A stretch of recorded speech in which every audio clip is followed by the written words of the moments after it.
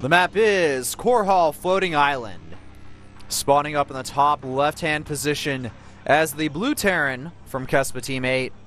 His name is Ty, formerly known as Baby. His opponent spawning on the bottom right position as the Orange Terran, playing for SK Telecom T1. His name is Fantasy. Now, I know we're playing on this map in the spawning positions where they've changed a little bit of the map layout, yes. But before we talk about that, I want to talk about the Praying Girls. About the Praying Girls. They really want Fantasy to win today. It's just like the football fans, Tim Tebow. Just like the New York Giants fans back there. Yeah. They're trying to pray to a higher power to allow their player to win in a video game. Mm-hmm. So I guess take that how you will. You got some foreigners Show in the off audience. your shirt. That's an SK Telecom T1 shirt. I saw that before. I forgot to notice it. Calm down, man. I know it's the SK shirt, but he was supposed to show it off. Too excited there. As a true fan, he was supposed to show it off. Well, speaking about the stats, Fantasy, he's 5-0 against Ty in StarCraft 1. StarCraft 2 Fantasy is 1-0 against Ty. So what you're saying is that Fantasy does not lose to Ty. Yes.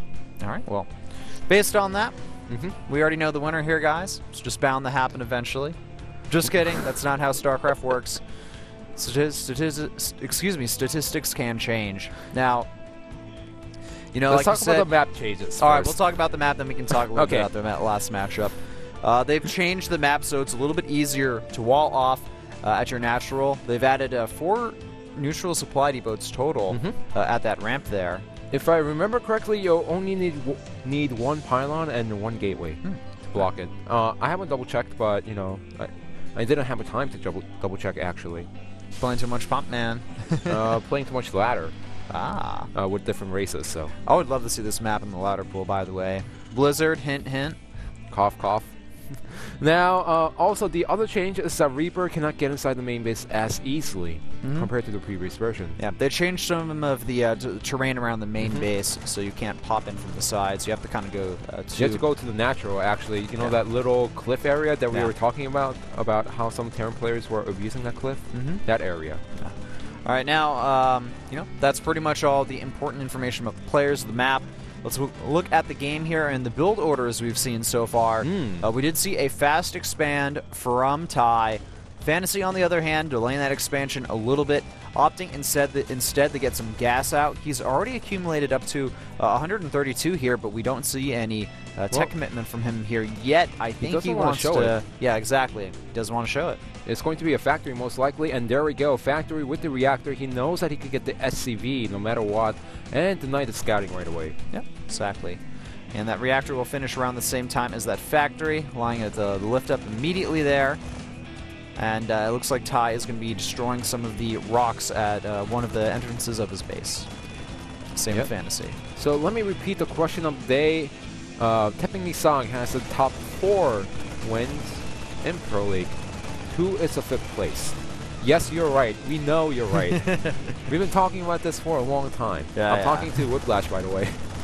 You guys can't see it. I wrote down the answer on the paper in front of me. I might actually call him up after the cast today. See if he wants dinner. Alright, well, the Destructible Wax is going to get killed off on both sides here. For Warcraft 3 fans out there, this is the closest you're going to get to killing creeps, so enjoy it while it lasts. Warcraft 3.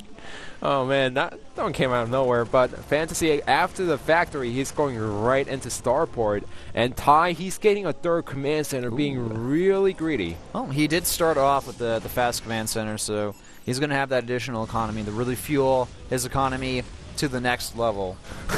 It's like more economy just kicking in right after. Yeah, exactly. So let's see what Fantasy is going to do. We've seen some, you know, mixture of Hellbat drops, Hellion drops, Widowmine drops, and seems like he's going to go for the Widowmines right now. Oh, I'm disappointed, man. You should be going for those Hellbats. Especially on these positions. Hellbats are fantastic. Air positions, look at the natural from natural Fantasy to the natural of Ty. Getting a fast 3rd, by the way, as well Fantasy. So he's going to try to catch up to Ty in that economic battle there. We're really not going to see any harassment, though, until that medevac comes out of the starport from Fantasy. It is about to complete here, and we're already starting to see some turrets go up from Ty here. Let's see what Fantasy actually does in this game, because remember in StarCraft 2, he's favoring more bio play than the mech play, but so far we're not seeing any tech lab next to the barracks, we're not seeing any stim coming out, so this might point to mech. In fact, he's getting a double gas to the natural right away, so we're gonna have to wait and see what he does after he finishes the third command center. Alright, Fantasy moving in here. He's going to lay down some Widow Mines, using the Hellions as well to roast a few of these units here, and taking out a few of those SCVs. One Widow Mine goes down. The 2 Hellions will go down without doing too much damage. Only 3 workers killed there. Not really the biggest deal in the world. Oh yeah, definitely. And behind this, Fantasy, he's going to secure the third no matter what, but he also saw that his opponent Tai got an early third base, which means that there's not going to be too heavy aggression or any timing push coming out from his opponent. I think we're seeing the latest Reaper ever made in TvT right now. At 8 minutes 20 seconds in, we do have a Reaper on the way. I think it just finished up for Tai. Maybe it actually got canceled. I think that could have been a mistake. I think that was a mistake. Yeah, because I'm like, well, oh, never mind. There is the Reaper. Whoa. Okay, he really wants to scout what his opponent's doing without wasting any mules. He's like, listen, I'll waste 50 gas, but I'm not wasting 200 minerals. Oh yeah, definitely, and it's more crucial if you're going for bio. Yeah, definitely. Bio, you don't need as much gas as you do when you're going mech. Oh yeah, and you know, really want to commend some of these Terran players today. They've been using the Widow Mines, and as soon as the hit goes off, instead of letting them stay there, they lift off and get away right away. That's exactly what you got to do with them, otherwise your opponent, they're just going to scan him and kill him. And Fantasy has been doing a nice job. You know, the first Widow Mine did get taken out, but the second one is still alive and well. Yeah. It looks like that Reaper wanted to kind of scout the unit composition and potential tech paths from Fantasy here, and that is spotted. Both players are going to be going into the biotech here. Stim timing, though, for Tai is going to finish for Fantasy. A lot faster than Fantasy here. But their upgrades, Tai also had in the upgrades. He is ahead in pretty much every way right now, I want to say. Well, that's only because Fantasy tried to go for the early harassment and it didn't do as much. Yep, he got his opponent got the natural command center first, which means that he's going to be ahead no matter what. He put the third command center much earlier than his opponent, and Fantasy committed to the harassment, while Tai, he got the pure bio units. That's the reason why I was thinking maybe he could go mech at this point, because Fantasy, his stim timing is so delayed compared to his opponent. Yeah. Well, at this point, it looks like we have Tai moving across the map with some Marines and 2 tanks there. I don't think they're going to really be able to do too much here. We already have 2 tanks for Fantasy. They're sieged up. Widow Mine in the middle of the map. Tai, I'm not sure if he'll notice this. No! Widow Mine goes off, kills off one of those Marines, and gets a few free kills there. Shot of Rain and Bisu, by the way. Random shot of Rain and Bisu. But look at the Marines right now. They're all in red. No medevacs to actually support them. Yeah, where are the medevacs on the map right now? Because Tai, he's got 2 medevacs. It's going to come pretty short, I think. There we go. The medevacs just arrived in time. And that was going to heal up the Marines. But that was a little loss that Tai didn't have to take. Yeah. There we go. The Widow Mine is spotted there. We'll get taken out. And now we're seeing a drop. Well, 2 drops going down, but look at this. Fantasy is already well fortified inside the main base by using the siege tank. Yeah, the siege tanks they're going to be able to take out that turret there, and I was actually really confused what was going on there for a second. I thought the turret was like bugged or something, but no. Those siege tanks are just firing through the terrain there to kill the buildings on the high ground. Not sure how the physics for that works, but I'm not going to worry about it. Well, this is StarCraft. Anything like that works, and remember, we've been always talking about the siege tank positioning when a new map comes out. That's true. All right, now Fantasy maybe finally able to do some drop damage here. There's absolutely nothing in the main base for Tai here, forced to bring his SCVs off the mineral line, and now he can focus down those crucial tech buildings. We do have some Marine reinforcements here, but will that engineering bay go down here? It's getting pretty low on health. No. Really close, however. Pretty close, but this also puts Fantasy in a great position to push out on the map, and Tai, he needs to lift up the tanks. If not, then Fantasy can eat those up alive so easily. Those tanks just got obliterated there. They were kind of sitting ducks, I want to say.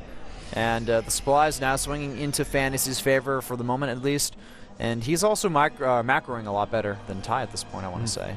Yeah. Also, holy crap, look at that Sim City, man. That Sim City exactly knows how the map is being played out, since bases are closer by air distance, he knows that his opponent is going to go for the multiple medevac drops, and what he wants to do is put as many turrets. However, that also leaves him vulnerable at the main position right there, the main entrance. Look at where he's forced to drop, though. Like, he can't even drop right where he wants to in that mineral line there, but the Marines will eventually be able to go there. Fantasy, he needs to bring some units back now and deal with this. One of the medevacs very low on health here. Will he be able to snipe it off there? The engineering bay goes down. Oh, losing that engineering bay, not the best thing in the world for Fantasy there. That's going to allow TvT, but at the same time, we have a drop in the main base here, and will he be able to get that engineering bay before the +2 armor finishes? It does finish right before the engineering bay goes down, and now the 2-2 is complete for TvT. So close. That really was about a half a close second, by man. No Cigar. Really nice attempt by Fantasy, trying to terrorize his opponent at the natural and the main at the same time. But I see what you did there. Close by No Cigar. Maybe next time. Yeah. Both players continuing to try to siege up at certain positions. I love that they're using the siege tanks to take out these turrets from from afar and then abuse the drops on this map, because your natural very easy to attack there. And now Fantasy, it looks like he's going to do the same thing that his opponent did. He's got a lot of units in those medevacs, moving them forward now, but there's still 3 turrets there. One of the medevacs gets taken out quite fast. The second one does go down as well.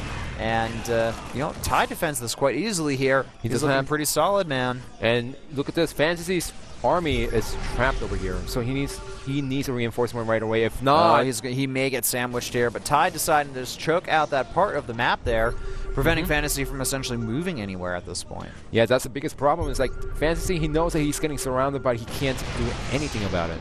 Yeah.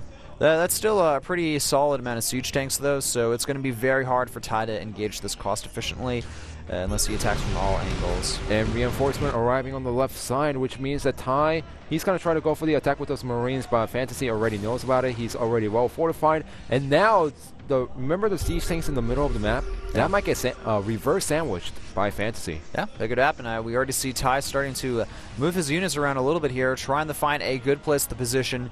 We do have that +2 attack on the way for Fantasy. He's getting that +3 armor as well. Rebuilt that second engineering bay. And, all right, both players, looks like we're having an engagement here. They're sandwiching each other, essentially, at the same time. But TvT getting a good engagement at the top there. He killed off a lot of siege tanks. But the problem is TvT lost every single one of his siege tanks. He's down to 4 right now compared to the 7 from Fantasy. And the Marine count, though, definitely in TvT's favor here. So the Marines are really good against taking down those siege tanks one by one, but up against 7 siege tanks, you really can't engage into that. Yeah. It's going to be hard to deal with that. Looks like we have another drop on the map trying to do some damage from TvT here.